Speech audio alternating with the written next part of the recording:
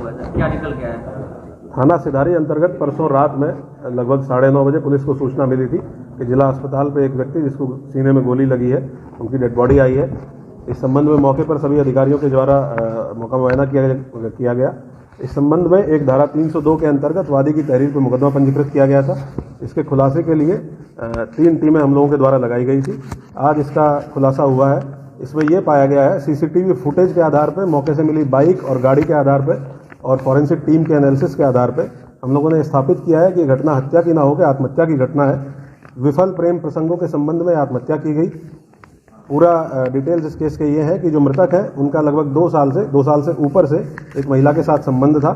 दोनों लोगों की आपस में बातचीत होती थी, लेकिन दोनों की 2020 में शादी होने के कारण दोनों के संबंधों में आपस में दूरी हो गई।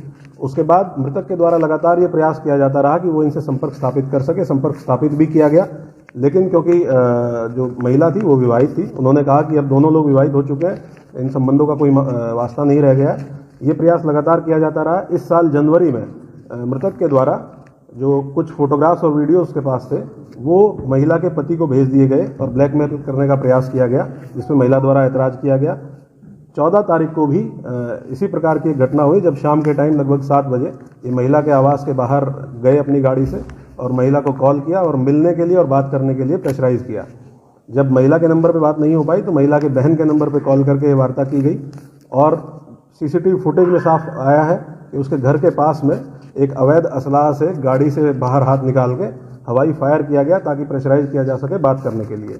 इसके बाद जब ये संभव नहीं हो पाया, सफल नहीं हो पाया, तो गाड़ी वहाँ से थोड़ी दूरी पे लगा के और मृतक के द्वारा आत्महत्या कर ली गई। जो मृतक के भाई हैं, जो वादी मुकदमा है, और उनके दोस्त राजीव सिंह, इन दोनों लोगों के द्वारा मौके पे पहुंचना प्रमाणित है। सीसीटीवी फुटेज हमारे पास उसका है। जिस बाइक से गए वो बाइक भी पुलिस के द्वारा बरामद कर ली गई है और मौके से गाड़ी में खुद चलाते हुए दोनों लोगों के द्वारा हॉस्पिटल गाड़ी को ले जाना और हॉस्पिटल में डेड बॉडी को रखना, ये दोनों चीज़ें प्रमाणित हुई हैं। इसके साथ साथ जो तमंचा आत्महत्या में इस्तेमाल किया गया था, सीने में गोली मारने के लिए जो तमंचा इस्तेमाल किया गया था, वो भी पुलिस के द्वारा राजीव सिंह के पास से बरामद कर लिया गया है। जो तहरीर लिखवाई गई थी उसमें पुरानी जो रंजिश है उनको दर्शाते हुए और नामजद तहरीर लिखवाई गई थी, क्योंकि ये एक झूठी सूचना इनके द्वारा पुलिस को दी गई। उसके साथ साथ साक्ष्य को छिपाया गया और साक्ष्य के साथ छेड़छाड़ करने की कोशिश की गई। इस संबंध में उचित धाराओं को तरमीम पुलिस के द्वारा किया गया है। एक अभियुक्त राजीव सिंह को गिरफ्तार कर लिया गया है, क्योंकि इनके द्वारा जिस तमंचे से आत्महत्या की गई थी उस तमंचे को अपने पास रखा गया और पुलिस से छिपाया गया और उसको ठिकाने लगाने के लिए प्रयासरत थे।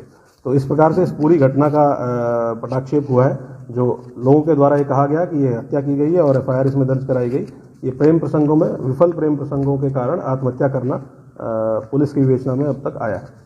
तो सर, जो मृतक का भाई जिसने तहरीर की थी, मुकदमा दर्ज हुआ था, उनके खिलाफ क्या कार्रवाई करोगे? इसमें गलत सूचना देने के संबंध में धाराओं को तरमीम करते हुए धारा 302 को हटाते हुए सेक्शन 201, 202, 203, 182 इन धाराओं को बढ़ाया गया है और उसी में से एक अभियुक्त को गिरफ्तार किया गया, राजीव सिंह, जो मौके पर गए थे और जो डेड बॉडी हॉस्पिटल लेके आए थे, और दूसरे अभियुक्त की पुलिस के द्वारा तलाश अभी जारी है। भाई के साथ भी कार्रवाई? बिल्कुल, जो झूठी सूचना दी गई है उसके संबंध में बिल्कुल कार्रवाई की जाएगी। राजीव सिंह है कौन? ये